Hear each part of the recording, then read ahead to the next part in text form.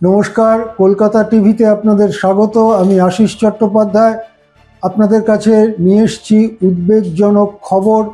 বিশ্বে আন্তর্জাতিক যে ক্রুড পেট্রোলিয়ামের দাম তা দুদিন আগেই মনস্তাত্ত্বিকভাবে চাপ বাড়ানো $100 ছুঁয়েছে। ব্রেন্ট ক্রুডের দাম, ব্রেন্ট ক্রুড একটি ক্রুড পেট্রোলিয়ামের একটি ভ্যারাইটি, তার দামটাই সাধারণভাবে বিশ্বে তেলের দামের ইন্ডেক্স হিসেবে, সূচক হিসেবে দেখা হয়। এছাড়াও ওয়েস্ট টেক্সাস পেট্রোলিয়াম, সেটার দামও দেখা হয়। ব্রেন্ট ক্রুডের দাম $100 ছোঁয়ার পরে গতকাল শনিবার অবশ্য একটু নেমে এসে $97-98 কাছাকাছি ঘোরাফেরা করছে। অর্থাৎ গত এক সপ্তাহ বা 10 দিনের মধ্যে এই দাম $70 আশেপাশে থেকে $100 আশেপাশে এসে দাঁড়িয়েছে।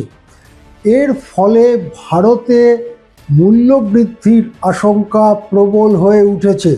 ভারতকে যদি $100 আশেপাশে দাম দিয়ে ক্রুড পেট্রোলিয়াম বা কাঁচা পেট্রোলিয়াম কিনতে হয়, তাহলে যে দামে পেট্রোলিয়াম সরবরাহ করা হচ্ছে আমাদের দেশে, সেই দাম রক্ষা করা যাবে কিনা তা নিয়ে সন্দেহ দেখা দিয়েছে। যদিও এখনো পর্যন্ত দেশে গত কয়েকদিনে পেট্রোল এবং ডিজেলের দাম বাড়েনি।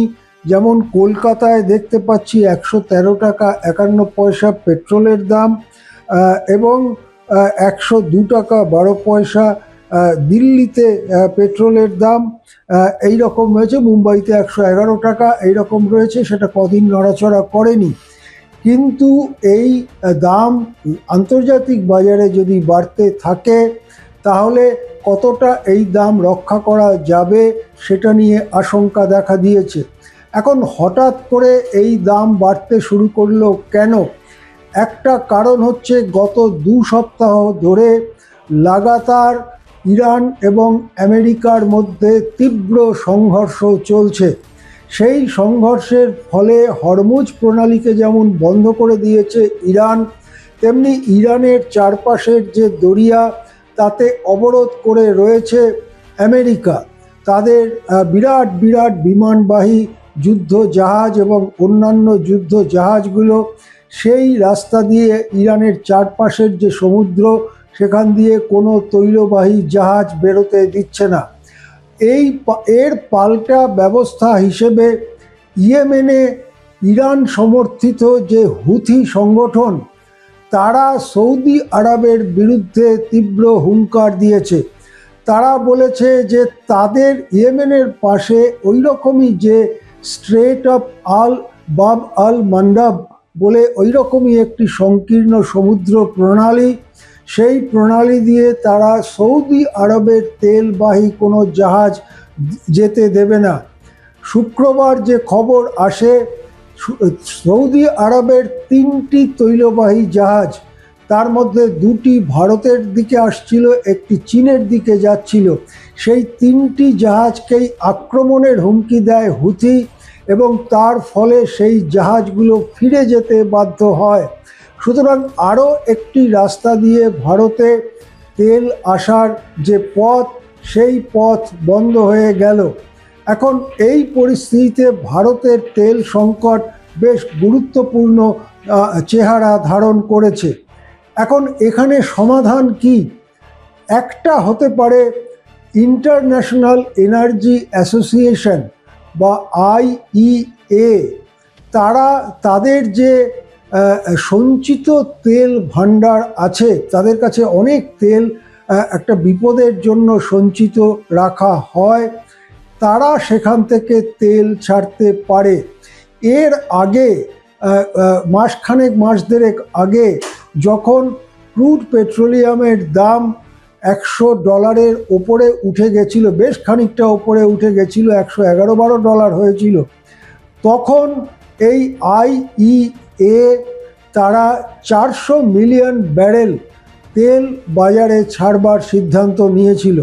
যেটা জানা যাচ্ছে এই বিপুল তেলের সবটা এখনো ছাড়াও হয়নি, বরাদ্দও হয়নি এবং যতটুকু ছাড়া হয়েছে তার পুরোটা ব্যবহৃত হয়নি। সুতরাং তারা যে আগে সিদ্ধান্ত নিয়েছিল 400 মিলিয়ন ব্যারেল বা 40 কোটি ব্যারেল ক্রুড পেট্রোলিয়াম বাজারে ছাড়বে, তার বাকি অংশটুকু তারা ছাড়তে পারে বা আরও বেশ কিছু তেল তারা ছাড়ার সিদ্ধান্ত করতে পারে। IEA একটি আন্তর্জাতিক সংগঠন, 35-36টা দেশ তার সদস্য। 1973 সালে যখন তীব্র তেল সংকট দেখা দিয়েছিল বিশ্বে যুদ্ধের কারণে, তার থেকে শিক্ষা নিয়ে পরের বছর 1974 সালে এই সংস্থা গঠিত হয়। তারা সারা বিশ্বে তেলের দাম, তেলের চলাচল ইত্যাদির দিকে নজর রাখে এবং তাদের একটা সঞ্চিত একটা তেল ভাণ্ডার আছে, যে তেল ভাণ্ডার প্রয়োজনে তারা বাজারে ছাড়তে পারে।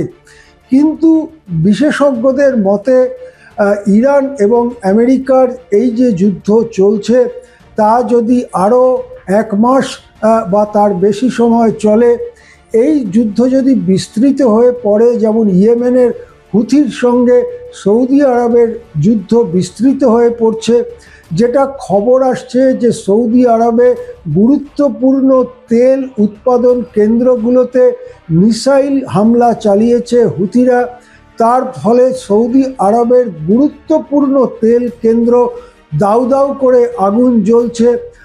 সৌদিও বিকল্প ব্যবস্থা বা পাল্টা আক্রমণ করতে পারে ইয়েমেনে হুথি গোষ্ঠীর ওপরে। এই সব মিলিয়ে যুদ্ধ পশ্চিম এশিয়ার আরও নানান জায়গায় ছড়িয়ে পড়তে পারে। এর সঙ্গে সঙ্গে ইসরায়েল এই দ্বিতীয় পর্যায়ের যুদ্ধে এখনও যোগ দেয়নি, কিন্তু ইরান ইসরায়েলের ওপরে হামলা চালাতে পারে, সেক্ষেত্রে ইসরায়েলও এই যুদ্ধে জড়িয়ে পড়তে পারে। ইতিমধ্যেই ইসরায়েল লেবাননের ওপর বর্বর হামলা চালিয়ে যাচ্ছে। সব মিলিয়ে সম্ভাবনা রয়েছে এই যুদ্ধ বিরাটভাবে বিস্তৃত হয়ে পড়ার। সেক্ষেত্রে কিন্তু তেলের যোগান আগে যেমন ছিল সেই রকম জায়গায় ফিরে আসতে বহু সময় লাগতে পারে। সেক্ষেত্রে IEA তার কাছে যে মজুত রয়েছে বাজারে ছাড়ার মতো, সেটাও যথেষ্ট হবে না। 2-3 বার বাজারে তারা ছাড়তে পারে, তারপরে তাদের স্টকও ফুরিয়ে আসবে। এক্ষেত্রে ভারতের কাছে কতখানি স্ট্র্যাটেজিক রিজার্ভ রয়েছে, অর্থাৎ এই ধরনের সংকটের জন্য ভারতের কাছে কত দিনের মতো তেল রয়েছে, এর আগে কয়েক মাস আগে একটা তথ্যে জানা গিয়েছিল ভারতের কাছে খুব বেশি হলে মাসখানেকের মতো এই রকম তেলের যোগান রয়েছে। সেক্ষেত্রে দাঁড়িয়ে ভারতে এই $100 বা তার বেশি মূল্যের তেল কিনতে বাধ্য হওয়ার কারণে ভারতে পেট্রোল ডিজেলের দাম বাড়তে পারে। ভারতে ন্যাচারাল গ্যাস, যার থেকে এই কুকিং গ্যাস ইত্যাদি তৈরি হয় বা ন্যাচারাল গ্যাসে অনেক ইন্ডাস্ট্রি চলে, তার দাম বাড়তে পারে এবং ভারতের মূল্য বৃদ্ধি ঊর্ধ্বমুখী হতে পারে। ইতিমধ্যেই পাইকারি মূল্য সূচক প্রায় 10% ছুঁয়েছে। খুচরো মূল্য সূচক রিজার্ভ ব্যাংকের যে স্বস্তিমূলক রেখা 4%, তা পেরিয়ে তার ওপরে উঠে গেছে। এ মাসে জুলাই মাসের পরিস্থিতি যা, তাতে জানা যাচ্ছে মূল্যবৃদ্ধি তো কমছে না, বরং সেটা খানিকটা বাড়ার দিকেই রয়েছে এখনো পর্যন্ত যা জানা যাচ্ছে। চূড়ান্ত ফিগার অবশ্য আগস্ট মাসের 10-12 তারিখে পাওয়া যাবে। যদি ভারতে মূল্যবৃদ্ধি এই হারে বাড়তে থাকে, তাহলে রিজার্ভ ব্যাংক তার যে রেপো রেট এবং অন্যান্য রেট সেগুলো বাড়াতে পারে এই মূল্যবৃদ্ধিকে মোকাবিলা করবার জন্য। সেক্ষেত্রে ভারতের অর্থনীতিতে গুরুতর নেগেটিভ প্রভাব পড়তে পারে, গুরুতর ক্ষতিকারক প্রভাব পড়তে পারে। সুতরাং সামগ্রিক যে আন্তর্জাতিক পরিস্থিতি, বিশেষ করে ক্রুড পেট্রোলিয়ামের ব্যাপারে, সেদিকে তীক্ষ্ণ নজর রাখছেন অর্থনীতিবিদরা। আমরাও নজর রাখব এবং যখন যা আপডেট আসবে আপনাদের জানাতে থাকব। নমস্কার, দেখতে থাকুন কলকাতা টিভি।